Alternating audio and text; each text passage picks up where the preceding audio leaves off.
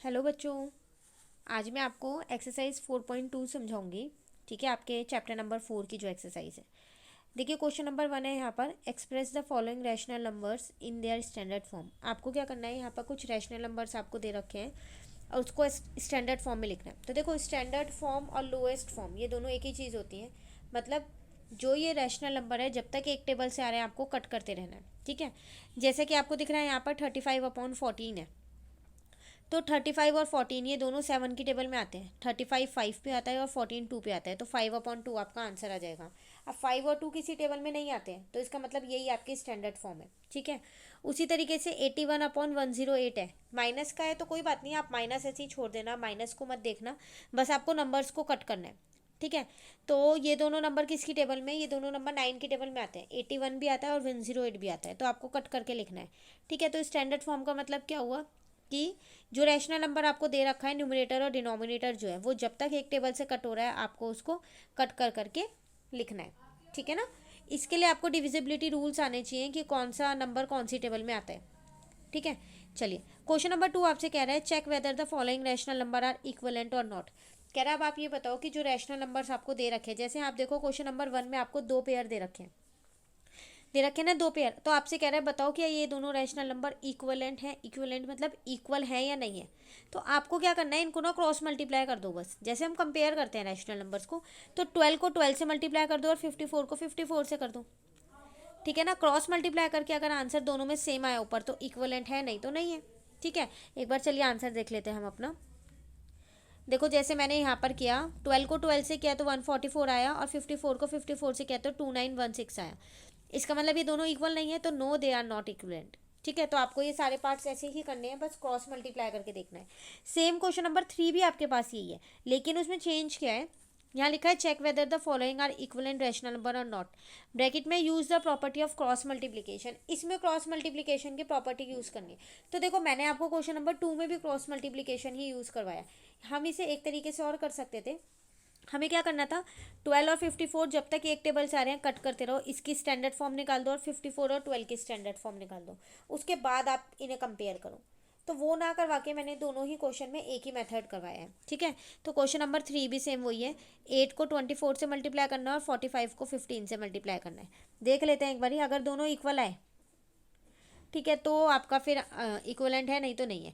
45 को 15 से किया तो 675 आया, 8 को 24 से किया तो 192 आया। इक्वलेंट नहीं है, नहीं है, तो no they are not equivalent. ठीक है, चलिए क्वेश्चन नंबर 4 देखते हैं, वो भी शायद से यही है। नहीं, ये नहीं है। क्वेश्चन नंबर 4 है आपके पास, express 2/9 as a rational number with denominator 54। कह रहा है 2/9 को ऐसे एक्सप्रेस करो कि उसका डिनोमिनेटर 54 बन जाए।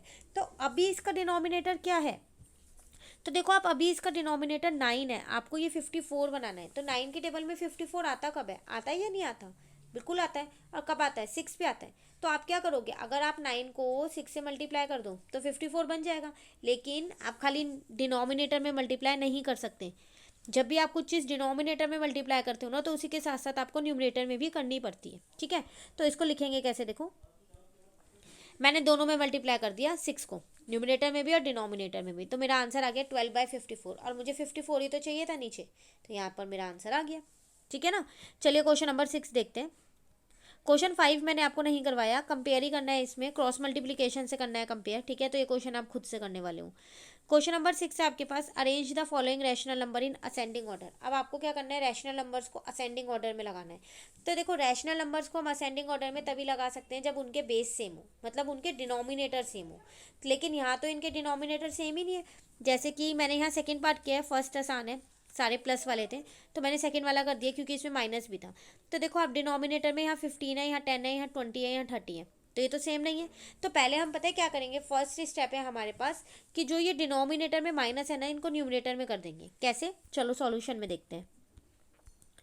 देखो, मैंने ये पहले -15 था ना, ये माइनस ऊपर ले गई, यहाँ से भी 30 में से माइनस ऊपर ले गई। सेकेंड स्टेप होगा मेरे पास कि जो नीचे डिनोमिनेटर में लिखे हुए हैं 15 10 20 30, इन सब का आप क्या करो, एलसीएम ले लो, ताकि इनके बेस सेम कर सके। तो एलसीएम जब मैंने यहाँ पर लिया, इनका लॉन्ग डिवीजन मेथड से मैंने ये वाला एलसीएम लिया, तो मेरा 60 आया। आपको भी इसी मेथड से ही लेना है। ठीक है, 60 आ गया आपका। अब इन सब के बेस सेम कर लो। कैसे करेंगे बेस सेम, देखो 15 की टेबल में 60 कब आता है, सिर्फ डिनोमिनेटर वाला चेक करना है। 15 की टेबल में कब आता है 60, 4 पे आता है। तो आप क्या करो, ऊपर नीचे 4 से मल्टीप्लाई कर दो। अभी हमने क्वेश्चन नंबर 4 में क्या था, 54 डिनोमिनेटर बनाना था, तो दोनों में मल्टीप्लाई किया था ना।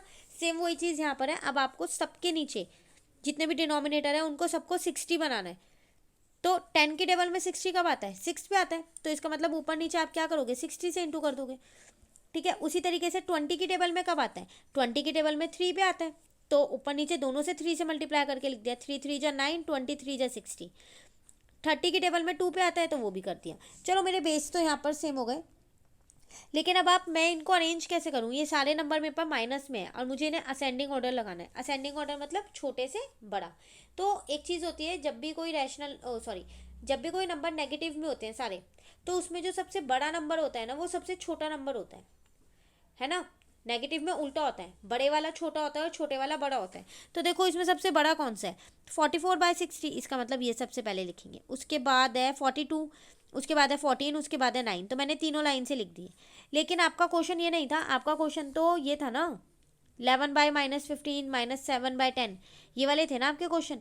तो बस लिख दो कहाँ से आएंगे। देखो 44/60 आया है -11/15 को करके, तो मैंने वही लिख दिया है।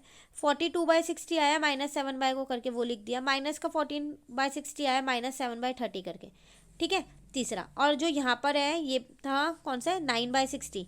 तो ये आया -3/20। अच्छा ये मैंने यहाँ नहीं लिखा है, तो कोई बात नहीं, मैं इसको यहाँ पर अभी लिख देती हूँ। एक सेकेंड आप रुको, आपको भी ये कॉपी में लिखना है, ठीक है ना। 1 मिनट रुको। तो क्या लिखना था मुझको, यहाँ पर लिखना है मुझे -3 है ना। तो मैं यहाँ पर कॉमा लगाती हूँ और यहाँ पर लिख देती हूँ कि ये मेरा आगे आएगा -3/20। ठीक है, तो मैंने एक ये चीज़ नहीं लिखी थी, वो मैंने यहाँ पर लिख दी है। ठीक है ना। चलिए तो फिर अब आगे देखें, तो ये आपको लिखना है ऐसे ही। चलो नेक्स्ट देखते हैं। नेक्स्ट क्वेश्चन में ये आपसे कह रहा है यहाँ पर, arrange the following rational number in descending order. अच्छा अब डिसेंडिंग में करना है, तो सेम चीज़ है। पहला स्टेप आपको अगर माइनस है डिनोमिनेटर में, तो ऊपर लिखना है न्यूमरेटर में। सेकेंड स्टेप में आपको क्या करना है, यहाँ पर सेकेंड स्टेप में आपको यहाँ पर करना है एलसीएम लेना है, वही मैंने एलसीएम लिया है। थर्ड स्टेप में बेस सेम करना है, फिर कंपेयर करना है। तो वही सारी चीज़ें मैंने यहाँ पर वही सेम चीज़ किया है, बस असेंडिंग में छोटे से बड़ा लगाना है और डिसेंडिंग में बड़े से छोटा। आपको ये पता होना चाहिए, नेगेटिव में जो बड़ा नंबर होता है वो छोटा होता है, जो छोटा होता है वो बड़ा होता है। और अगर नेगेटिव और पॉजिटिव में मैं आपसे कंपेयर करूँ, तो नेगेटिव और पॉजिटिव में हमेशा पॉजिटिव वाला नंबर बड़ा होता है और नेगेटिव वाला हमेशा छोटा होता है। ठीक है, तो ये क्वेश्चन नंबर आपका कौन सा था, 7। अभी इस एक्सरसाइज के कुछ और क्वेश्चंस रह रहे हैं, 3 to 4 क्वेश्चंस और है अभी इसमें करने के लिए, वो हम अपनी नेक्स्ट क्लास में करेंगे। ठीक है, तो आज आप इतना कर लीजिए, नेक्स्ट क्लास में हम बाकी के क्वेश्चंस करेंगे। Thank you.